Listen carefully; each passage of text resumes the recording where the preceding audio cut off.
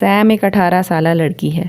بدقسمتی سے وہ یتیم ہے اور اس نے پوری زندگی یتیم خانے میں گزاری ہے۔ وہ ہمیشہ ہر کام میں بدقسمتی کا شکار رہتی ہے۔ وہ اکثر سوچتی ہے کہ قسمت ہمیشہ اس کے خلاف کیوں ہوتی ہے۔ جب وہ یتیم خانے سے نکل کر ایک نئی اور خود مختار زندگی گزارنے لگتی ہے تو اسے امید ہوتی ہے کہ شاید اب حالات بہتر ہو جائیں گے، مگر جلد ہی اسے محسوس ہوتا ہے کہ بدقسمتی نے اس کا پیچھا نہیں چھوڑا۔ اس کے روزمرہ کے کاموں میں مسائل آتے ہیں، معمولی کام بھی پیچیدہ ہو جاتے ہیں اور ہر جگہ مشکلات کا سامنا کرتی ہے۔ ان تمام واقعات کے بعد بھی سیم ہمیشہ مثبت سوچنے کی کوشش کرتی ہے۔ وہ اپنے سے ایک چھوٹی یتیم لڑکی ہیزل کے لیے بھی فکر مند رہتی ہے۔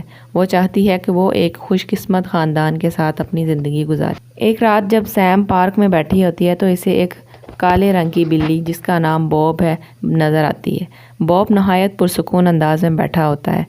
سیم اس بوب کو کھانے کا ایک ٹکڑا دے دیتی ہے اور جیسے ہی بوب وہاں سے جاتا ہے تو سیم کو ایک چمکتا ہوا سکہ ملتا ہے۔ اگلے دن وہ دیکھتی ہے کہ اس کا دن اچانک بہت خوش قسمت ہو گیا ہے۔ وہ نوکری حاصل کر لیتی ہے، ہر کام میں کامیاب ہو جاتی ہے اور ہر کام بغیر کسی مشکل کے ہو جاتا ہے۔ وہ پرجوش ہو کر ہیزل کے لیے بھی کچھ اچھا کرنے کا سوچتی ہے تاکہ وہ بھی خوش نصیب ہو سکے، مگر بدقسمتی سے وہ باتھ روم میں غلطی سے وہ سکہ فلش کر دیتی ہے۔ جب سیم دوبارہ اس بلی کو دیکھتی ہے تو وہ حیران رہ جاتی ہے کیونکہ بوب بول سکتا تھا۔ بوب اس سے کہتا ہے کہ وہ سکہ واپس حاصل کرنے کے لیے ایک جادوئی دنیا لینڈ آف لک جا سکتا ہے۔ سیم بوب کا پیچھا کرتی ہے۔ وہ دیکھتی ہے کہ بوب نے ایک جادوئی پورٹل کھولا اور اس میں کود گیا اور پورٹل کے بند ہونے سے پہلے سیم بھی اس پورٹل میں کود جاتی ہے۔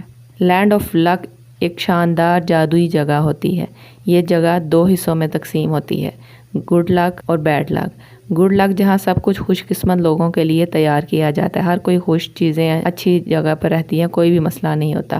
اور بیڈ لک جہاں بدقسمتی پیدا ہوتی ہے اور بعض اوقات دنیا میں بھی پھیل جاتی ہے۔ یہاں ہر حالات ہمیشہ خراب ہوتے ہیں اور جو بھی یہاں رہتا ہے مشکلات سے دوچار رہتا ہے۔ یہاں پر مختلف مخلوقات کام کرتی ہیں جیسے یونیکارن، جیف دی ڈریگن بیب، لکی بنیز۔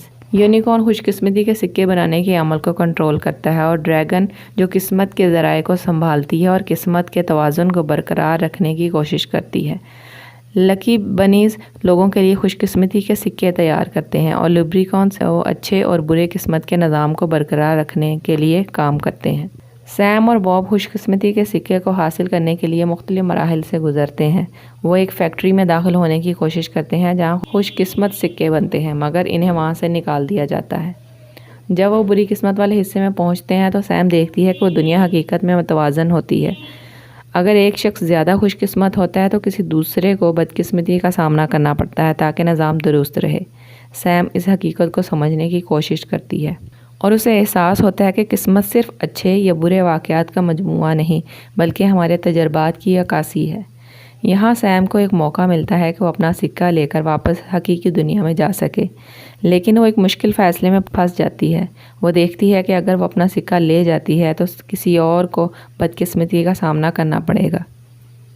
سیم کئی کوششوں کے بعد دوبارہ خوش قسمتی والے علاقے میں واپس آتی ہے اور سکے کی تلاش کرتی ہے، مگر وہاں کے قوانین کے مطابق اسے خاص مشن پورا کرنا ہوگا تاکہ وہ اپنا سکہ واپس لے سکے۔ اس دوران بوب اس کے ساتھ رہتا ہے اور دونوں ایک دوسرے کی مدد کرتے ہیں۔ کہانی کے اختتام پر سیم کو احساس ہوتا ہے کہ حقیقی قسمت صرف ایک سکے یا کسی جادوئی طاقت پر ڈیپینڈ نہیں بلکہ یہ ہماری سوچ، محنت اور دوسروں کی مدد کرنے سے بنتی ہے۔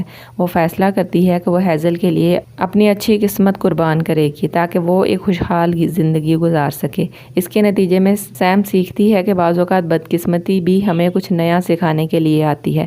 وہ اس حقیقت کو قبول کر لیتی ہے کہ ہر مشکل موقع در حقیقت ایک نئے موقع کی شروعات ہو سکتی ہے۔ جب وہ واپس حقیقی دنیا میں آتی ہے تو وہ خوش ہوتی ہے کہ ہیزل کو ایک اچھا خاندان مل چکا ہے اور وہ ایک خوشحال زندگی گزار رہی ہے۔